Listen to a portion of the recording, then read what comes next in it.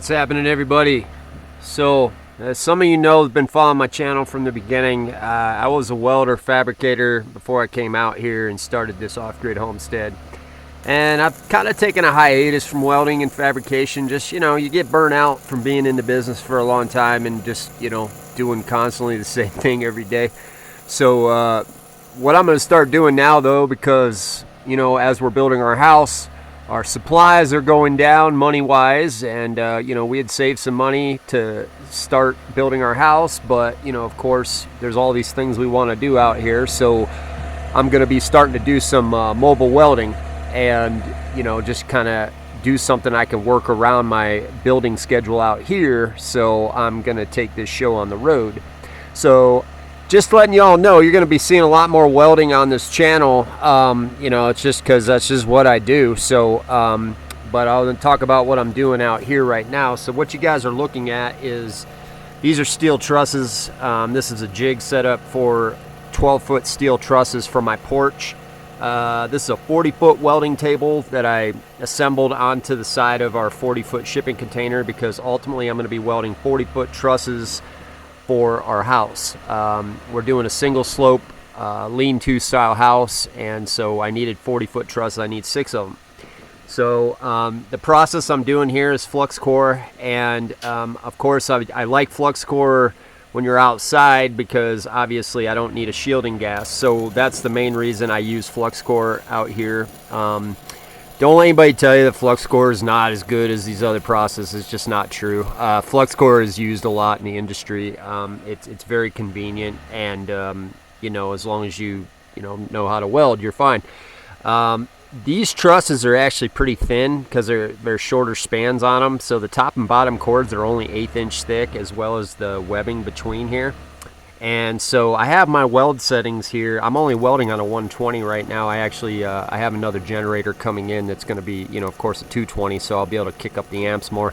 But on this here, I've been, welding with a 120 here, and you can do it fine on something this size. Anytime you start going above this, though, you might have to preheat the material or even go like multi-pass. So in this situation here, though, I have the welder set at, I believe 120. I had it set at 120 amp at 16 volt. And so that gives me a good enough cook here on these. And you also got to remember, even though they're 1/8 inch thick, they're also smaller pieces. And when you're welding something like a truss, it has the tendency to warp pretty easily if it's a thinner material like this. So what I'll be doing a lot here is I jump back and forth, as you're probably seeing in this video right now. I'm moving from one end to the other end to kind of help dissipate the heat as much as possible. Another trick to dissipate the heat and kind of avoid too much warping, because you're always going to get some on material. You just may not be able to see it, but believe me, it warps.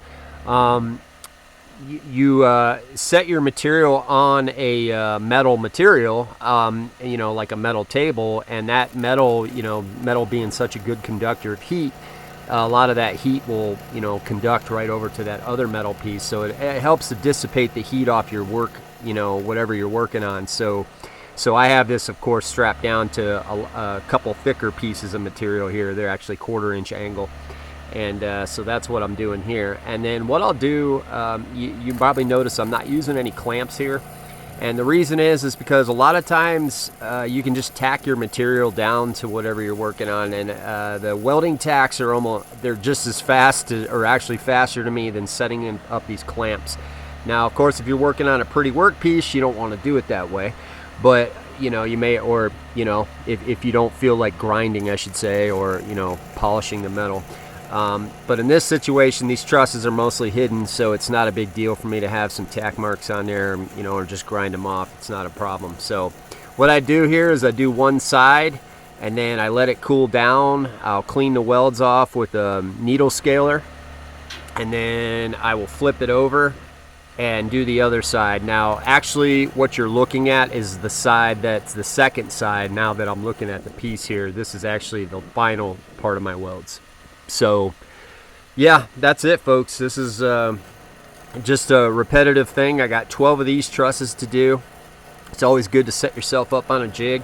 But one of the tips in welding, if you want to get into welding fabrication, is just know that even though you're in a classroom or you might get your certifications, most of the field work that I've done is in a very uncomfortable place, or it's somewhere where it's not going to be as easy as being in a booth. So, you know, I'm pretty much used to working outdoors and things like that. So, you know, you got to kind of perfect that part of the craft too. That's stuff they just won't teach you in school. But I hope everybody enjoys this stuff. I'll still be posting homesteading content every now and then, but from here on out, probably a lot of welding videos. Talk to you guys soon.